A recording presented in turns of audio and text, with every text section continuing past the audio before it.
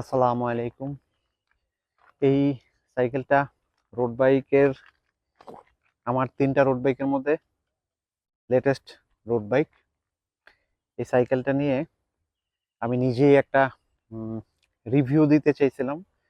তো কিছুটা রাইড না করে আসলে রিভিউ দিতে পারছিলাম না, কারণ এটার রাইডের ফিলটা কেমন, শুধু বাইকটা দেখতে সুন্দর হলেই হবে না।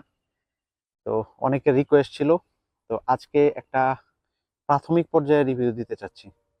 ফুল রিভিউ না, প্রাথমিক রিভিউ। বাইকটা আসলে অ্যারো বাইক। এই যে এই টাইপের লুক এটার সামনে থেকে। এটার চেইন রিংটা আমি সামনে সিঙ্গেল চেইন রিং লাগাইছি। আর শিফটারের ব্যাপারে অনেকে প্রশ্ন করছিলেন যে এটা হচ্ছে সেন্সার টিম প্রো একটা শিফটার, যে শিফটারটা আসলে আপনার এই শিমানো কম্পিটেবল। আমি শিমানো গ্রুপ সেট লাগাবো বলেই শিমানোর একটা গ্রুপ সেট কিনছি। আমার শিমানো 105 এর 12 স্পিডের একটা ক্র্যাঙ্ক কেনা হয়েছে। শিমানো হাইড্রোলিক ব্রেক শিফটার এবং ব্রেক সেট কেনা হয়েছে আইস্টেক টেকনোলজির, যেটা 12 স্পিডের। আর ডেরা এটার মধ্যে লাগানো আছে 105 12 স্পিডের। তো কিন্তু আমার এই সেন্সা টিম প্রোটা ঘরে কেনা ছিল। আর এই ক্র্যাঙ্কটা আমার খুব প্রিয় একটা ক্র্যাঙ্ক। এটা হচ্ছে লাইট প্রোর একটা ক্র্যাঙ্ক এবং লাইট প্রোর একটা চেইন রিং 50 টিথের। তো এই চেইন রিংটা আর এই ক্র্যাঙ্কটা চালানোর জন্য আমি আসলে এটা ইনস্টল করছি। পারফরমেন্স খুব ভালো। আচ্ছা, এটা হলো একটা প্রিভিয়াস, ওইটার ব্যাপারে আমি আপনাদেরকে আরেকটা ভিডিও দিব। যে ভিডিওটা পরবর্তীতে পাবেন সেটা হচ্ছে কেন আমি শিমানো DI2 না নিয়ে শিমানো 105 গ্রুপ সেটটা নিলাম, যেটা আসলে হাইড্রোলিক বাট মেকানিক্যাল, অর্থাৎ শিফটারটা কেবল দিয়ে কন্ট্রোল করা। এই ফ্রেমটা হচ্ছে পিওর DI2 একটা ফ্রেম প্লাস মেকানিক্যাল সাপোর্টেড। এই ফ্রেমটা, এটা হচ্ছে ব্র্যান্ড হচ্ছে BXT। এটা একটা চাইনিজ ব্র্যান্ড এবং এটার রিভিউ খুব ভালো। এটা বহুদিন যাবত মার্কেটে আছে। এই ফ্রেমটার সাথে আমি এই হুইল সেটটা নিচ্ছি, হুইল সেটটার আলাদা একটা রিভিউ দেওয়া আছে, ডেসক্রিপশনে দিয়ে দিব, আপনারা দেখতে পারবেন। আর বাইকটার সুবিধাগুলা আর অসুবিধাগুলোর ব্যাপারে আমি কিছু আলোচনা করি। আমি এখন অসুবিধা কোনোটা পাই নাই, কারণ এটা one kind of super bike. তো অনেকটা ট্রেক ম্যাডনের মতো দেখতে, যেই ট্রেক ম্যাডনকে আসলে স্ট্যান্ডার্ড ধরা হয় বর্তমান সময়ে। যত বাইক জায়ান্ট, ক্যানিয়ন বা স্কট বা বিয়াঙ্কি, যেই যে বাইকটা বানাক তারা ট্রেক ম্যাডনের সাথে কম্পেয়ার করে। ট্রেক ম্যাডন একটা স্ট্যান্ডার্ড মেনটেন করে।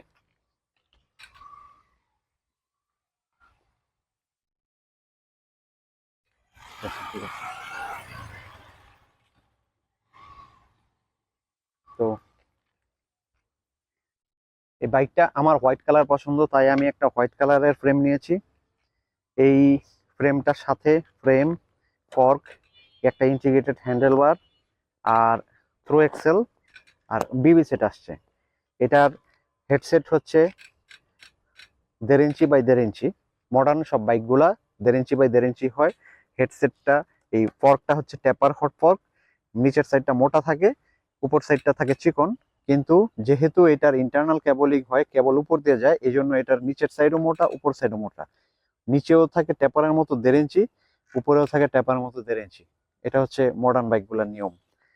আর এটার বিবিটা হচ্ছে থ্রেটেড T47। T47টা হচ্ছে ক্রিস কিং নামে একটা ব্র্যান্ড আছে, যারা আসলে নিজেদেরকে এখন ব্র্যান্ড করে ফেলছে। সেই ক্রিস কিং একটা বিবি টেকনোলজি ডিসকভার করছে, যেটা মার্কেটে বেশ পপুলার। যেমন BB50, এই বিএসএ হচ্ছে শিমানোর একটা স্ট্যান্ডার্ড, যেটা সবাই এখন মেনটেন করে।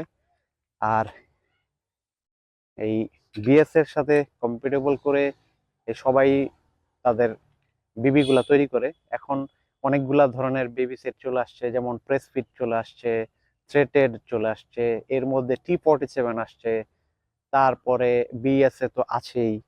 এছাড়াও আরো কয়েক ধরনের বিবি আছে যেগুলো আসলে আমাদের পরিচয় না করলেও হবে, কিন্তু এটা হচ্ছে T47, অর্থাৎ এটা অন্য সবগুলা বিবির চেয়ে বেশি মোটা, অনেক বেশি মোটা। এটা 47 মিলিমিটার উইথ হয় এটার ওই বিবি লাগানোর হোলটায়।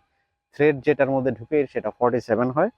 তো যার ফলে এটার ভিতরে খুব ইজিলি ডাবের যে 29 মিলিমিটারের যে এই ইয়েগুলা থাকে, এই ক্র্যাঙ্ক, সেই ক্র্যাঙ্কের বিবিগুলা সেট করা যায়।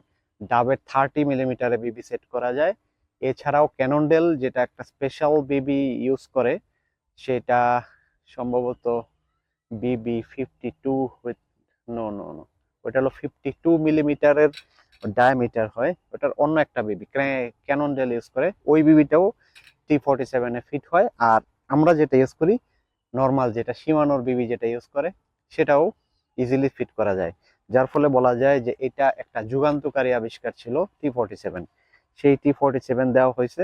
প্রেস ফিটে অনেকের অ্যালার্জি থাকতে পারে, কিন্তু এটাতে কোনো সমস্যা নেই। এটা থ্রেডেড, ওই সেই আগে ট্রেডিশনাল বিবিগুলার মতো। এটার পেছনে এবং সামনে বোথ হচ্ছে থ্রু এক্সেল। সামনে হচ্ছে 100 মিলিমিটার বাই 12 মিলিমিটার, আর পেছনে হচ্ছে এই 142 millimetre by 12 millimetre through axle. এইটার টায়ার ক্লিয়ারেন্স হচ্ছে 32 মিলিমিটার। 32 মিলিমিটার হচ্ছে এটা রিকমেন্ডেড টায়ার অ্যালাউন্স। এটা সামনে ফরকে এবং পেছনে বোথ ক্ষেত্রে। কিন্তু আমি এই 28 মিলিমিটার লাগাইছি, কারণ 30 মিলিমিটারের টায়ার পাই নাই, আর 32 মিলিমিটার পাইছিলাম। ওইটা GP5000, যার দাম অনেক বেশি, আমার বাজেটে ছিল না। আমার বাজেটে না থাকার কারণে আমি এটা করিনি। আচ্ছা, এটা সুবিধাটার কথা বলি। অন্য যে বাইক আমার আরো তিনটা, আমার 4টা বাইক আছে, আরো 3টা বাইক আছে, একটা মাউন্টেন বাইক, আরো 2টা রোড বাইক, একটা ভিনটেজ রোড বাইক, একটা হচ্ছে এই নর্মাল একটা অ্যালুমিনিয়াম ফ্রেমের একটা কিউবের সাদা রোড বাইক, এটা অনেকেই জানে। আর ওইগুলার থেকে এটা কেন আলাদা, এখানেই হলো সুবিধাটা। অ্যারো বাইক, এই অ্যারো বাইকটা আপনারা দেখতে পাচ্ছেন কিনা জানি না, এটার এই যে এই হেডসেটের মাথাটা অ্যারোর মতো, এইগুলা ব্লেডের মতো, এই যে এত মোটা, কিন্তু এটা একদম চিকন ব্লেডের মতো। এখানে ডাউন টিউবটাও গোল, সিট টিউবটা দেখা যাচ্ছে কিনা, এই যে সিট টিউবটা একদম চিকন।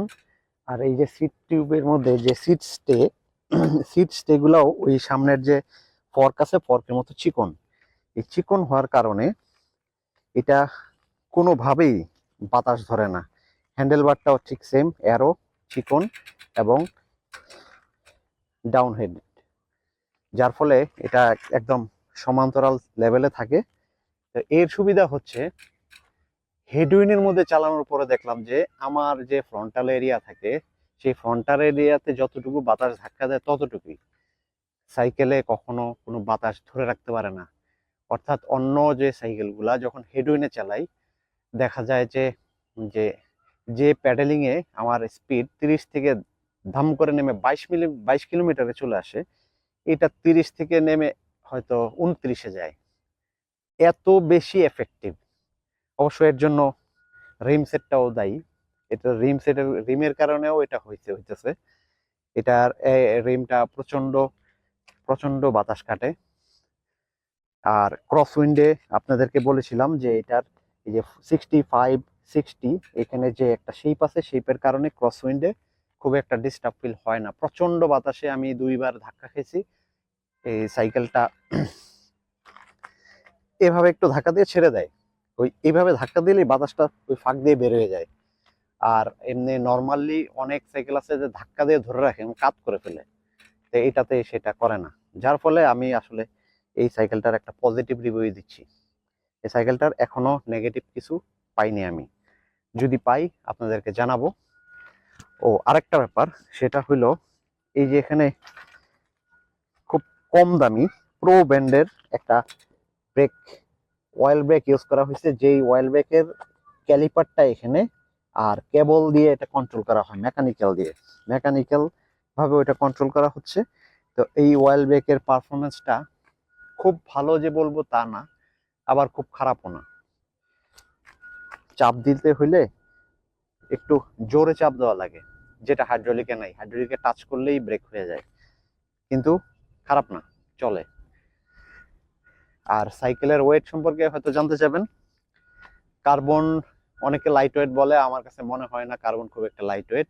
আর শুধু ফ্রেম আর ফর্কে, যারা অ্যালুমিনিয়ামের মোটামুটি একটা সাইকেল ইউজ করে তারা সিট টিউবটা কার্বনের লাগায়, তারা ফর্কটা কার্বনের লাগায়, তাদের হ্যান্ডেলবার কার্বনের, শুধু ফ্রেমটা ডিফারেন্স। তো ফ্রেমের এখানে ওয়েট গেইন করছে এটা খুব বেশি না, অল্প। আর ডিস্ক ব্রেক হওয়ার কারণে ওই ওয়েটটা আবার লুজ হয়ে যায়, যার ফলে সাইকেলের ওয়েট খুব একটা কমে না। আমার এই সাইকেলটার ওয়েট 8.5 কেজির উপরে, 8 কেজি 600 থেকে 700 গ্রাম। তো 8 কেজি 600 থেকে 700 গ্রাম আমি চেক করে দেখলাম যে যারা ওয়ার্ল্ড র্যাঙ্কিং এর টপ সাইকেলগুলো আছে সেগুলোরও একই ধরনের ওজন, 8 কেজি 700-800 গ্রাম। আর যেই সাইকেলগুলা, যেমন ট্রেক ম্যাডনের ভার্সন শুরু হয়েছে 5.5 বা 6,000 পাউন্ড থেকে স্টার্ট হয়েছে, 6,000 পাউন্ড থেকে ধরে 12,000 পাউন্ড পর্যন্ত। তো 6,000 পাউন্ডের যে ট্রেক ম্যাডনের সাইকেলগুলা, সেগুলার ওজন হলো প্রায় 9 কেজি, 8 কেজি 900 গ্রাম, 8 কেজি 950 গ্রাম এরকম। আর যেটা একেবারে হাই এন্ডের, অর্থাৎ এই 12,000 পাউন্ডের কাছাকাছি প্রাইস, সেটার ওজন হচ্ছে 8 কেজি 100 গ্রামের মতো। তার মানে আপনার ওজন কমলেই যে সাইকেলের দাম বেশি হবে তা কিন্তু না, আর ওজন কমলেই যে সাইকেল ভালো হয়ে যাবে তাও কিন্তু না। কারণ অনেক চিপ প্রাইসেও আপনি মার্কেটে সাইকেল পাবেন যে সাইকেলগুলোর ওজন 4.5 কেজি 5 কেজির আছে। ফিলিপিনে এখন হালকা সাইকেল বানানোর জন্য একটা প্রতিযোগিতা লেগে গেছে, যেই ধাক্কা হয়তো বাংলাদেশের সামনে আসবে। আজকে এ পর্যন্তই, আরেকদিন আমি এটার ফুল রিভিউ দিব। আর এই সাইকেলটা আমি মোটামুটি 100 কিলোর উপরে চালাইছি, তাই কিছুটা বলতে পারলাম। আমার মনে হয় 1000 কিলো চালানোর পরে একটা ভালো রিভিউ দিতে পারবো ইনশাল্লাহ।